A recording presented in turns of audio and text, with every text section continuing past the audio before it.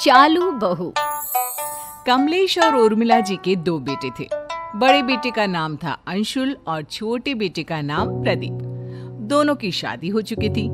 अंशुल की पत्नी सीमा और प्रदीप की पत्नी काव्या थी। बड़े बेटे अंशुल की पत्नी सीमा सीधे सादी स्वभाव की, वहीं दूसरी तरफ प्रदीप की पत्नी बड़े ही चालू स्वभाव की। मम्मी जी, मैंने किचन का सारा काम कर दिया है, नाश्ता बन गया है। आपको जब भी खाना हो मुझे बता देना। ठीक है बहू, थोड़ी देर के बाद मैं तुम्हें बताती हूँ। तभी काव्या रसोई में पहुंचती है और वहां पर नाश्ता देखती है। अरे क्या बात है, जिठानी जी ने तो अच्छा खासा ब्रेकफास्ट बनाकर रखा हुआ है। जल्दी से अपना टिफिन पैक कर लेती हूँ, ऑफिस जाकर मजे से खाऊंगी।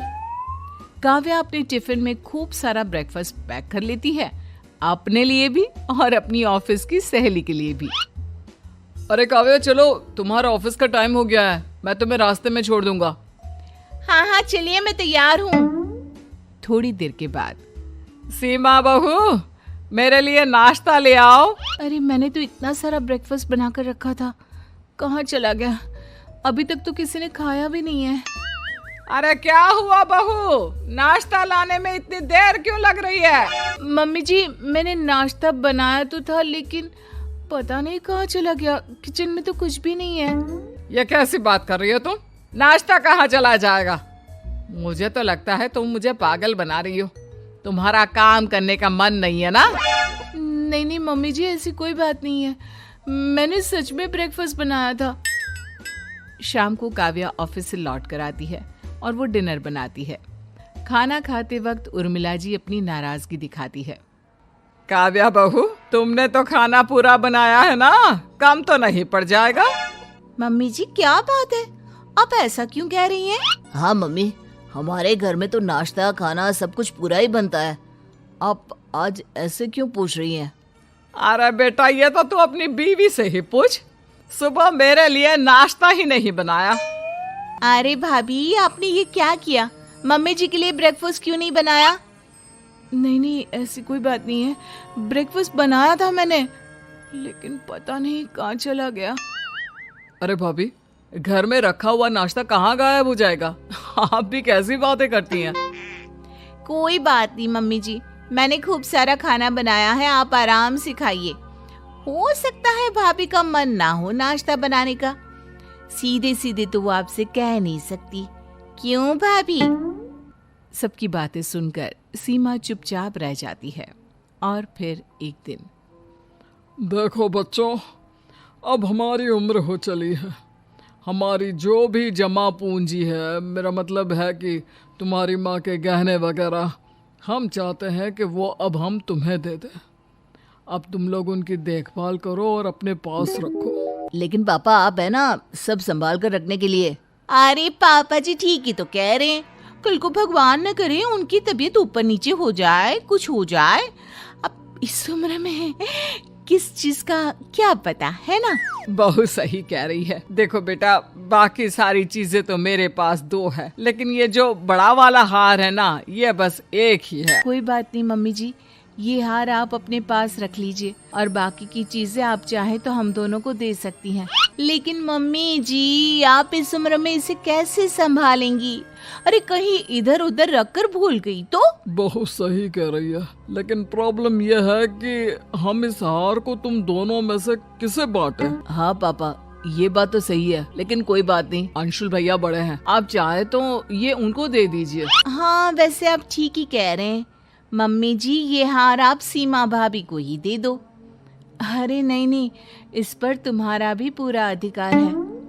पूरे परिवार में किसी को समझ में नहीं आता कि उस हार को दोनों बहुओं में किस तरह बांटा जाए। काव्या हार को पूरी तरह से अपने पास रखना चाहती थी, इसीलिए एक दिन मौका देखकर वो उर्मिला जी के पास पहुंच गई। मम्मी जी, मेरे मायके में ना शादी है, तो मुझे वो आपका बड़ा वाला हार चाहिए था। अरे हाँ, क्यों नहीं बहू, ले जाओ, तुम्हारे काम नहीं आएगा तो किसके आएगा, लेकिन थोड़ा संभाल कर रखना। हाँ बेटा। काव्या उस हार को लेकर अपने मायके चली जाती है और जब वो शादी से लौट कर आती है तो बुरी तरह से रोते और चिल्लाते हुए वापस आती है। ये देखकर सब लोग डर जाते हैं। क्या हुआ काव्या, तुम इतना रो क्यों रही हो? सब ठीक तो है ना काव्या? तुम्हारी हालत देखकर लग रहा है कि कुछ हो गया है। काव्या क्या हुआ? मैंने तुम्हें पहले ही अकेले जाने से मना किया था। क्या बताऊं, रास्ते में किसी ने मेरा पर्स छीन लिया और उसमें से मम्मी जी का बड़ा वाला जो हार था ना। आप सब प्लीज मुझे माफ कर दीजिए। हे भगवान, ये सब क्या हो गया? वो हार तो बहुत महंगा था। मम्मी जी मुझे माफ कर दो, चोर ने मेरी गर्दन पर चाकू रख दिया था। अगर मैं उसे वो हार नहीं देती तो वो मुझे मार देता। अरे कोई बात नहीं बहू, हार तो बहुत आ जाएंगे। भगवान का शुक्र है कि तुम ठीक हो। हाँ ठीक कहते हैं आप। अगर हमारी बहू को कुछ हो जाता तो। तुम हार की चिंता मत करो काव्या, हम दूसरा हार बनवा लेंगे। तुम अपना ख्याल रखो। कुछ दिनों के बाद एक दिन अचानक काव्या की मम्मी काव्या के ससुराल आ जाती है। उस वक्त काव्या अपने ऑफिस में थी। कैसी हैं समधन जी?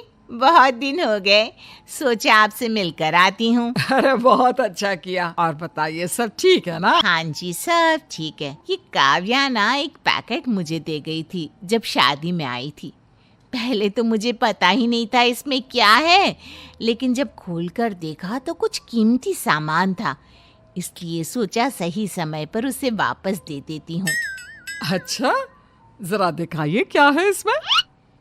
उर्मिला जब उस पैकेट को खोलकर देखती है तो उसमें वही वाला हार निकलता है जिसके लिए काव्या ने कहा था कि वो चोरी हो गया है। जब काव्या ऑफिस से लौट कर आती है। काव्या, तुमने हम सबसे झूठ बोला। ये हार तुम्हारी मम्मी देकर गई है। काव्या, तुम्हें इस तरह झूठ बोलने की क्या जरूरत थी? बहू, अगर तुम्हें ये हार चाहिए था तो सीधे सीधे कह देती। मुझे माफ कर दीजिए, मुझे लगा कि मैं अपनी चालाकी से हार खोने का नाटक करूंगी और फिर वो हमेशा के लिए मेरे पास ही रहेगा। और मुझे क्या पता था कि मेरी अपनी मम्मी ही मेरी चालाकी को सबके सामने इस तरह खोल कर रख देगी। I am sorry.